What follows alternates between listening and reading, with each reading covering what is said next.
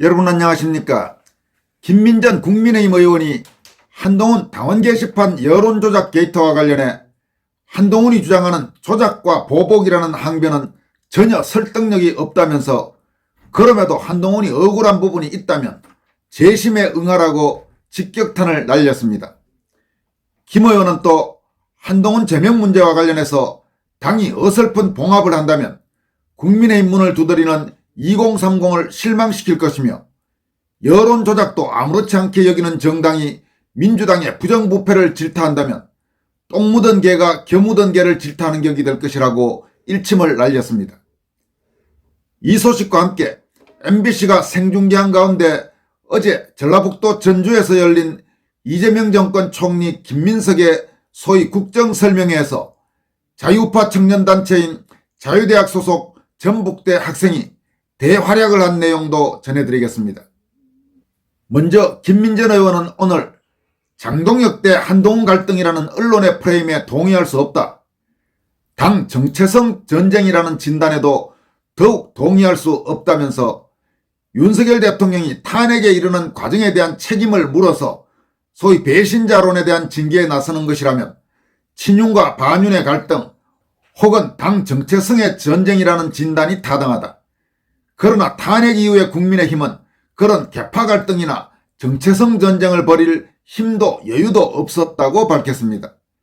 김민전 의원은 이어서 현재 윤리위의 제명 결정은 재작년 10월 이후 네티즌들을 중심으로 제기되던 당 게시판 조작 논란, 그리고 이를 바탕으로 한 여론 조작, 그리고 당 게시판의 무단 셧다운과 게시물 삭제 의혹에 대한 당무감사위원회의 감사, 그리고 이를 바탕으로 한 윤리위원회의 결정이었다고 밝혔습니다. 김 의원은 이어서 당무감사위원회와 윤리위원회의 구성이 어떻게 되는지 모르지만 두 위원회의 위원장으로부터 유추하면 각 분야에서 일가를 이룬 전문가들이며 정치와 직접 연관을 맺은 인물들이 아닌 것으로 보인다면서 그렇다면 당무위원회나 윤리위원회가 조작감사와 조작심사를 할 하등의 이유는 없을 것으로 보인다라고 강조했습니다. 김민전 의원은 그렇기에 조작과 보복이라는 항변이 전혀 설득력이 없어 보인다.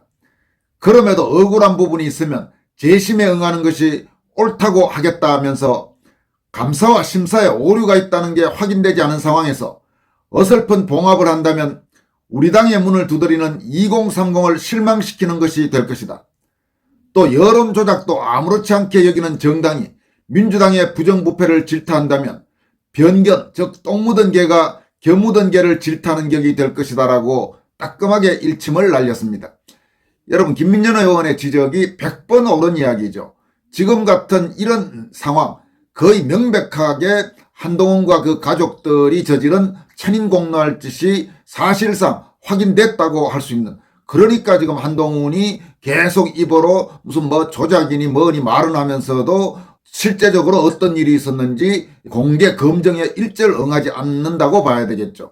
그런 상황에서 만약 당 안팎의 일부 세력들의 압력 때문에 어설프게 봉합을 해서 한동훈에게 면죄부를 준다든가 혹은 징계의 수준을 낮춰준다든가 그런 봉합을 한다면 저런 국민의힘에 대해서 어떤 국민이 신뢰를 할 수 있겠습니까? 그리고 저런 정당이 어떻게 더불어민주당에 대해서 이런저런 문제점을 지적할 수 있겠습니까? 김민전 의원의 오늘 지적은 아마 대부분의 자유시민들이 공감할 수 있는 당연하고 원칙적인 내용이라고 할 수 있습니다. 이어서 최근 한동훈을 겨냥해서 괴물은 어떻게 만들어지는가라는 내용의 장문의 글로 화제가 된 권경희 메가포커스 발행인 겸 대표기자가 전주에서 열린 국정설명회와 관련해 소개한 전라도 한복판에서 터진 핵폭탄 질문, MBC 생방송 타고 전국으로라는 제목의 글을 전해드리도록 하겠습니다. 전북대 학생이 전라도 한복판에서 핵폭탄급 질문을 던져 김민석을 당황하게 만들었다. 주인공은 자유대학 27살 청년 이사야였다. 전북 전주 전북대학교에서 김민석 국무총리가 K국정설명회를 열었다. 이재명 정부 출범 6개월을 맞아 전국을 돌며 진행하는 행사인데 도민 500여 명이 모였고 MBC가 생방송으로 중계하고 있었다. 질의응답 시간이 되었다. 마이크를 잡은 청년이 말했다. 저는 전북대학교를 다니고 있는 27살 청년 이사야입니다. 그의 질문은 치밀했다. 먼저 이렇게 시작했다. 이재명 대통령의 개혁 의지는 정말 분명하다고 생각하고 있습니다. 대통령을 칭찬하며 문을 열었다. 500명의 청중이 앉아있는 전라도 한복판에서 반감을 살 수 없는 서두였다. 그리고 방향을 틀었다. 그러나 현실에서는 검찰 수사권 문제가 정리되지 않고 정교 유착 및 권력형 의혹의 책임 소재가 흐려지고 있으며 민주당 내부에서는 계파 갈등으로 표류하고 있습니다. 시민들은 이 문제가 대통령이 아니라 개혁을 실행하지 못하는 민주당의 구조와 기득권이라고 말하고 있습니다. 대통령은 잘하는데 민주당이 문제라는 구도였다. 청중이 고개를 끄덕일 수밖에 없는 프레임을 파놓고 칼을 꽂았다. 만약 이재명 대통령께서 개혁을 멈춘다면 그 책임이 민주당에 있다는 점을 정부에서 분명히 인정하실 수 있는지 여쭤보고 싶습니다. 첫 번째 질문이 끝났다. 그런데 이게 시작이었다. 마지막으로 딱 한 가지만 빠르게 여쭤보겠습니다. 그리고 핵폭탄이 터졌다. 청년의 입장에서 최근 이재명 정부에서 진행하셨던 정책 중에 하나인 북한의 체제 선전 매체 노동신문을 국민 혈세로 배포하기 시작한 점이 참 의문이 들었습니다. 또한 대북 제재로 중단됐던 북한산 식품의 수입을 재개하였으며 국가배안법 폐지 논란, 그리고 이재명 대통령께서는 북한의 체제를 존중하신다고 말씀하셨습니다. 여기서도 그는 영리했다. 바로 공격하지 않고 청년들 사이에서 이런 이야기가 나옵니다라며 한 발 뺐다. 민주당과 이재명 정권이 대한민국 헌법과 국민들보다 북한 김정은의 눈치를 더 보는 거 아니냐? 이게 진짜 이적행위가 아니냐? 이런 이야기들이 청년들끼리는 우스갯소리로 하기도 합니다. 우스갯소리라고 포장했다. 그러나 그 안에 담긴 건 가장 날카로운 칼이었다. 그리고 마무리했다. 만약 이재명 대통령께서 자유민주주의 헌법 질서를 존중하신다면 왜 민주당 정부에서만 유독 북한 정권에 유리한 조치들이 연달아 나오는지 여쭤보고 싶습니다. 감사합니다. 끝까지 예의 바르게, 그러나 한치의 양보도 없이. 김민석의 답변은 이랬다. 뒷부분에 말씀하시는 것에 저는 대부분 동의하기가 어렵습니다. 노동신문을 국비로 배포하자는 논의는 한 적이 없기 때문에 그 자체가 잘못된 가설입니다. 그리고 마지막 한마디가 압권이었다.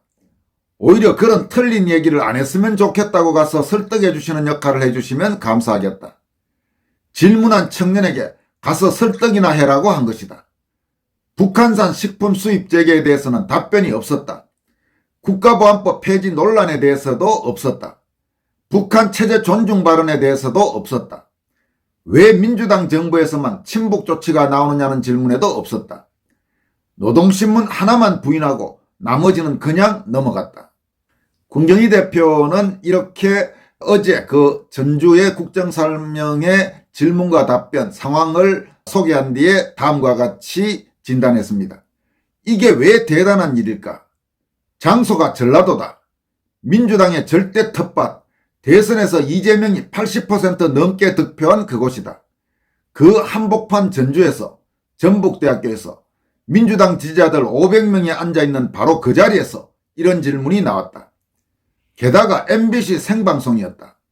KBS도 아니고 MBC다. 편집할 수 없고 삭제할 수도 없다. 이적행위 아니냐는 질문이 전국 안방에 그대로 송출됐다. 민주당이 아무리 언론을 장악해도 이건 못 막는다. 이미 전파를 탔다. 질문한 사람이 27살 대학생이라는 것도 눈여겨볼 대목이다. 국회의원이 아니다. 정치인이 아니다. 전북대 다니는 청년이다. 기성정치권에서 이런 질문 던질 사람이 있었나? 국민의힘에서 없었다. 그런데 대학생이 해낸 것이다. 질문 내용도 막연한 비판이 아니었다. 노동신문 배포, 북한산 식품 수입 재개, 국가보안법 폐지 논란, 북한 체제 존중 발언까지 하나하나 팩트를 꺼냈다. 총리가 부인하려 해도 부인할 수가 없었다. 그래서 노동신문 하나만 해명하고 나머지는 입을 다문 것이다. 무엇보다 그는 현직 국무총리 면전에서 이적행위라는 단어를 썼다. 가장 강력한 표현이다. 그런데 막무가내로 던진 게 아니었다. 예의를 갖추고 칭찬으로 시작하고 청년들 사이에서 우스갯소리로 나온다며 한 발 빼면서 그러나 핵심은 정확히 찔렀다. 총리가 화를 낼 수도 없고 무시할 수도 없는 질문이었다. 결국 총리는 답을 못했다. 동의하기 어렵다가 답인가? 가서 설득이나 해라가 답인가? 4가지 질문 중 하나만 겨우 부인하고 3개는 그냥 씹었다.